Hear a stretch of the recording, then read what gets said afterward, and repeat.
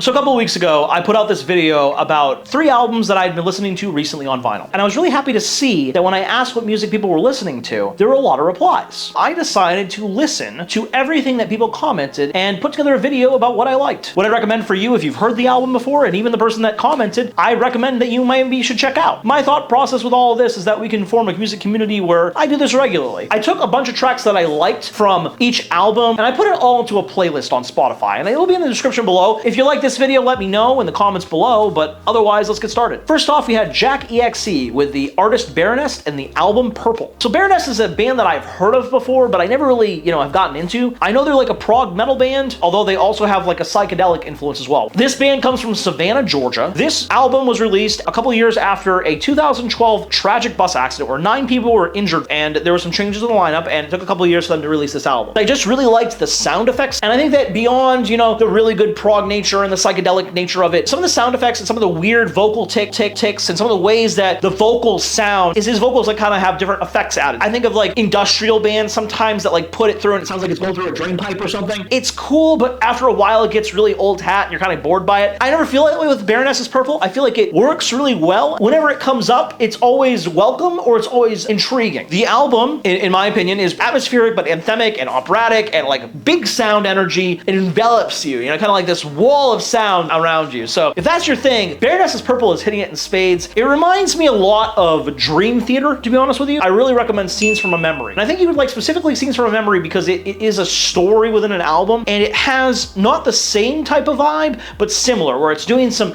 atmospheric, interesting, expansive stuff that has a similar sound with the vocalist, and also just similar prog, atmospheric exploration. Not all Dream Theater is that type of sound, though. They do some albums that are more that I put on the category of just like thrash type stuff, kind of screaming type vocals. And if you like that kind of thing, the next person that wrote in here, Blackstardeceiver, this album, Natural Born Chaos by Soilwork, that album is death metal thrash. This specific album, I don't think has the same vibe that necessarily you may be thinking when you think of death metal. There's some alternative elements that creep in because it alternates between this like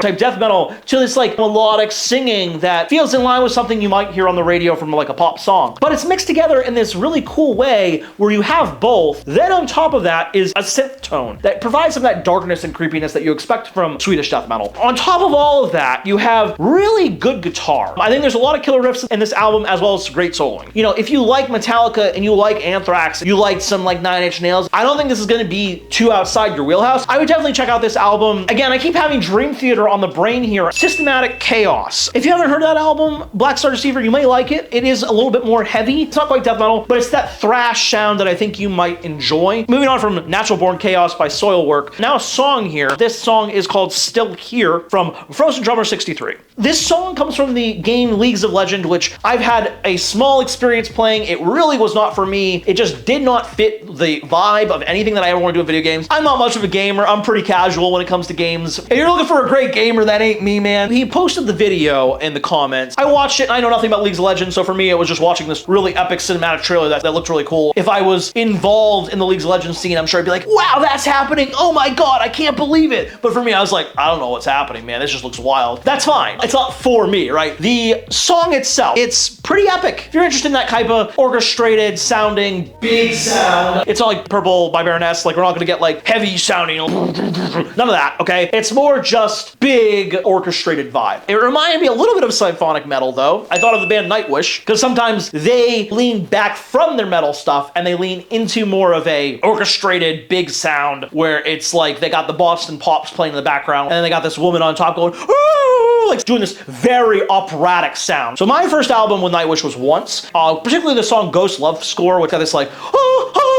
it's wild. That song, Ghost Love Score by Nightwish, is a good introductory point, especially if you like this song Still Here. I think there's a link there, so check it out. Got 2 other albums here from another person, President Wilbur Swain. The first one is called Pacific. Shigeru Suzuki, Hiromi Hosono, and Tatsuro Yamashita.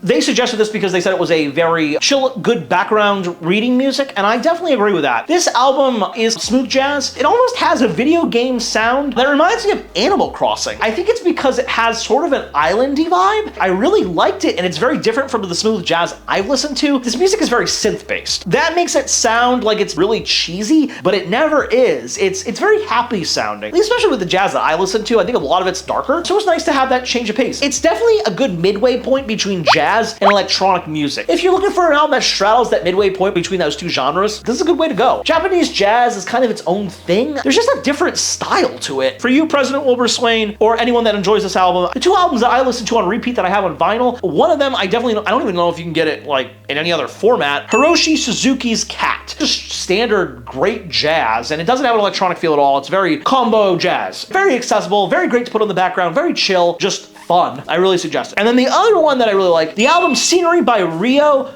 Fukui. That one is very similar in terms of vibe as Cat. So if you want some good Japanese jazz and you want something a little bit more combo based, a small jazz band that's kind of doing their thing and playing some interesting stuff, those two right there, I'd listen to those. The other one that President Wilbur Swain put in here, Tesura by Fruko y sus Tesos. This album is a fun salsa groove record with delightful piano. It's got infectious vocals and varied percussive elements. President Wilbur Swain mentioned the cover. It's pretty wild. There's a lot going on here. There's a lot that I don't understand, but I love it. This band is apparently really popular in Colombia and in South America in general for their salsa. They've released 42 albums, easy to have in the background, great to dance to. It's just infectious fun. I think if you want to, put yourself in a good mood, this is a great album to put on. Early in the channel, I listened to this album that I've grown to really like, Sabu Martinez's Palo Congo. That one is a Cuban rumba album, so it is different in terms of stylistically, but I think if you're looking for an infectious groove world music record, at least for you, President Wilbur Swain, if you're looking for something else that might be kind of up your alley, check that one out. There were two more that came from another person that reached out to me. He is on YouTube. He is a musician. His name is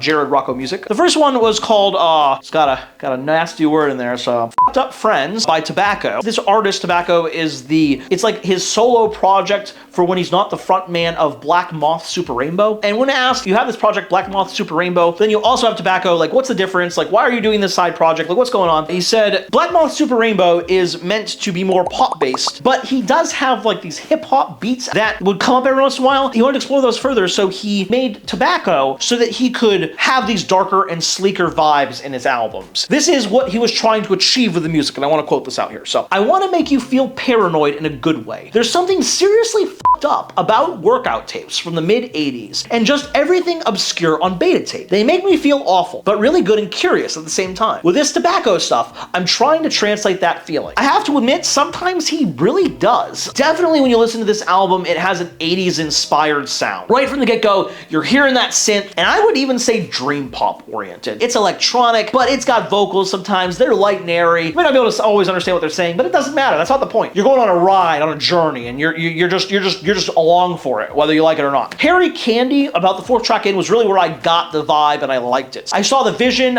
connecting to what I quoted earlier, club-oriented techno with these weird ambient voices every once in a while. So definitely the same vibe he's talking about. Workout tape where, you're working, but then there's like this sense of just something's wrong. And that's kind of the vibe of the album, but it never feels too creepy for me. Definitely different, definitely 80s inspired, and definitely a little creepy, but nothing too crazy. Definitely more dream pop oriented. So if you like that, you'd like the Cocteau Twins, and if you haven't heard the Cocteau Twins, I really suggest both the albums Treasure and Heaven or Las Vegas. If you got a choice on which one to start with, it's Heaven or Las Vegas. Hands down. Definitely more shoegazy, but if you're looking for a good album, that's it. Same vibe as this album here by Tobacco. The last album I want to talk about is the last album that Jared Rocco Music sent out to me, and that album is The End of the Beginning by God is an Astronaut, which, by the way, that artist right there, God is an Astronaut, is just, what a great, sounding band name. They're an Irish post-rock band. They use electronic music, krautrock, and space rock in their music. Think Spaceman 3, think Spiritualized, think Kraftwerk, think Aphex Twin, all meshed together to have a little baby. That's kind of what you're looking at with God is an Astronaut, specifically with this album, The End of the Beginning. I have not listened to other stuff. This album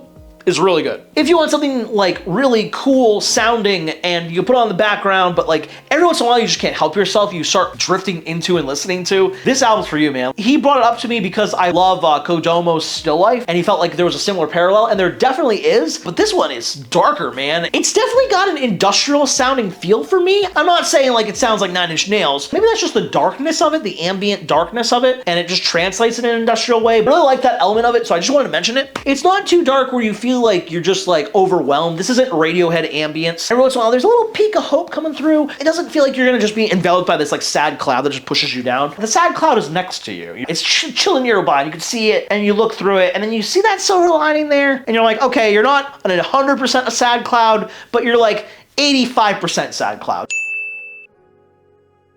Felt like this album had a trip-hop vibe as well, in the same respect as something from Massive Attack. I thought of Teardrop by Massive Attack. That's, of course, the house introduction song. The tracks Remembrance and Point Pleasant really reminded me of Massive Attack. If you haven't heard anything from them, I really suggest Blue Lines. That album's fantastic by them. And another great album you can put on the background and listen to, and it's got an electronic vibe, but a heavier hip-hop beat to it. I really appreciate you guys writing in comments to tell me what you think, tell me what albums you want me to check out. For this one, I'll just say I'd love to hear an album that I should listen to, or even a couple songs if you don't have a full album. Depending on how many people write in, might not be able to check out everything. I will try to check out as much as I can. I do know people wrote in with some Rush albums that I should check out on this other video here. I want to do another video on that, maybe at some point. Not going to commit to that, but if I feel like it, check out that video if you want. I talk about Hemispheres a little bit, as well as some other finds I found from Goodwill. But anyway, the most important part is that I'm happy that you're here. So thank you. Anyway, I'm Bill Cooper, and as always, I love you all.